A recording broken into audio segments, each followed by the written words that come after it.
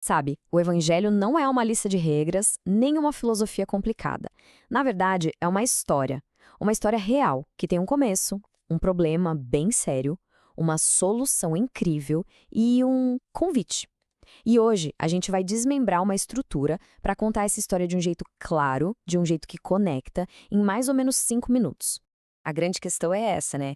Como é que se conta uma história que tem o poder de mudar a vida de alguém para sempre?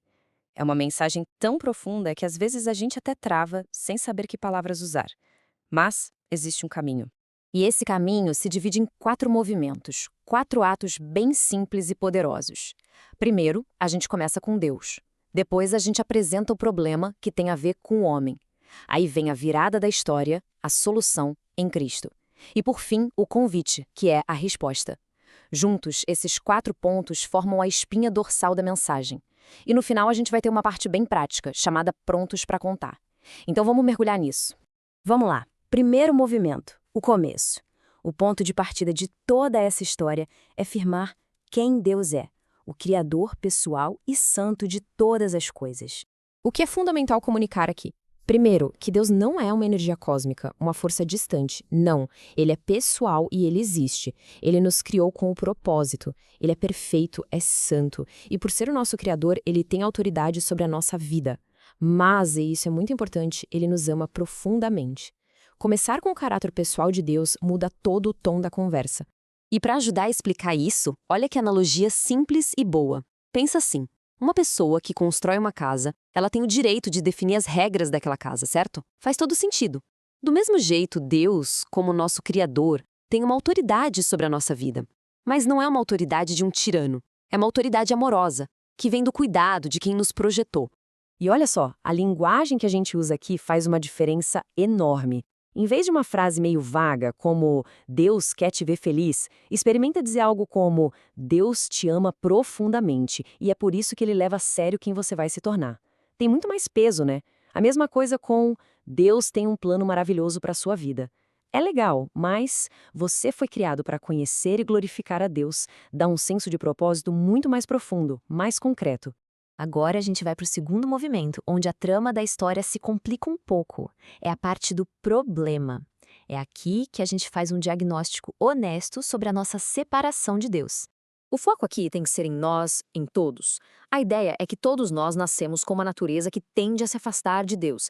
E todos nós, em algum momento, escolhemos viver por nossa conta, longe dele. E isso é o que a Bíblia chama de pecado. E o resultado? O pecado nos separa de Deus. A consequência final dessa separação é a morte, que é uma separação eterna. E o ponto crucial, não tem nada que a gente possa fazer por conta própria para resolver isso. É uma condição humana, não um julgamento de uma pessoa específica. E essa analogia do abismo é perfeita para ilustrar isso. Tenta imaginar a cena. Uma pessoa de um lado de um abismo gigantesco e Deus do outro lado. Não adianta tentar pular. Não adianta tentar construir uma ponte com boas obras. Nada é suficiente para cruzar. O pecado criou essa distância que, sozinhos, a gente simplesmente não consegue vencer. E aqui, mais uma vez, as palavras são cruciais. Em vez de uma acusação pesada que soa como "você é um pecador horrível", a abordagem muda completamente quando a gente diz "todos nós pecamos e estamos separados de Deus". Eu também. Isso cria uma ponte, uma conexão. E é muito mais eficaz focar na raiz do problema, que é essa vontade de ser o nosso próprio Deus, do que só listar pecados externos. Mas é exatamente aqui, no fundo do poço, que a história tem a sua grande virada. Movimento 3. A solução. É a ponte que o próprio Deus construiu para a gente através de Jesus Cristo. Então, quem é Jesus? Ele é a solução porque ele é o único. Ele é, ao mesmo tempo, totalmente Deus e totalmente homem. Ele viveu a vida perfeita que a gente não conseguiu viver. E aí ele morreu na cruz, não pelos seus erros, mas pelos nossos, no nosso lugar. E a prova de que tudo isso funcionou? Ele ressuscitou, venceu a morte. Por isso, ele não é um caminho, ele é o único caminho de volta para Deus. Para deixar isso bem claro, pensa na analogia do resgate do herói. Imagina alguém se afogando, sem força nenhuma para se salvar. Um herói não só pula na água e tira a pessoa de lá, como também paga uma dívida enorme que essa pessoa tinha. Jesus fez exatamente isso. Ele não só nos resgatou da morte, como pagou a nossa dívida de pecado com a própria vida. É um resgate completo. E aqui tem uma distinção que é vital. É muito importante focar em quem Jesus é, Deus e homem, e no que ele fez, sua morte e ressurreição, e não só nos seus ensinamentos morais. A diferença entre dizer que Jesus mostrou o caminho e dizer que Jesus é o caminho é a diferença entre um bom professor e um salvador. E é aí que está a essência de tudo.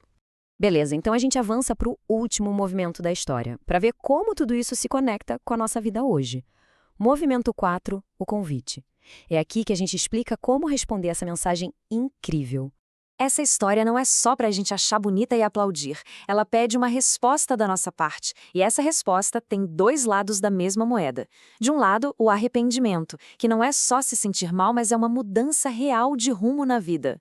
Do outro lado, a fé, que é a decisão de confiar totalmente em Cristo para nossa salvação e não mais nos nossos próprios esforços. E um ponto-chave: Deus convida, Ele nunca força. Lembra da nossa analogia do abismo? Então, a notícia fantástica é que a ponte já está pronta. Cristo construiu. O nosso papel não é ajudar a construir, é simplesmente escolher atravessar. Arrependimento é dar meia volta do caminho que estava nos levando para longe, e a fé é o passo, o ato de pisar nessa ponte, confiando que ela vai nos levar para o outro lado. E na hora de fazer o convite, o tom é tudo. É bom evitar tratar uma oração como se fosse uma fórmula mágica. É bem melhor dizer algo como: uma oração pode ser o começo de uma conversa real com Deus, porque o que realmente importa é a atitude do coração. O convite precisa ser claro, mas sempre gentil e sem pressão. Ok, agora que a gente tem toda a estrutura da história, vamos sair da teoria e ir para a prática. Vamos ver algumas ferramentas para a gente ganhar confiança na hora de compartilhar essa mensagem. Esse guia de tempo aqui é super útil. Pensa assim, mais ou menos 1 minuto para falar de Deus, 1 minuto sobre um homem, uns 2 minutos para Cristo, porque ele é o coração da mensagem, e 1 minuto final para falar da resposta. Isso ajuda a manter tudo bem equilibrado, direto ao ponto. E para fechar, umas dicas práticas, de ouro. Mantenha o contato visual e se conecta.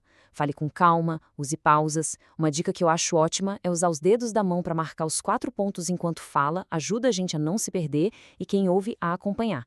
Tente fazer perguntas, para não ser só um monólogo. E claro, ore antes e pratique em voz alta. Pode parecer meio bobo praticar sozinho, mas funciona. E como funciona? Então é isso. A história é essa. A estrutura está aqui. A mensagem é poderosa. A pergunta que fica agora não é mais como eu vou contar, mas sim para quem essa história precisa ser contada.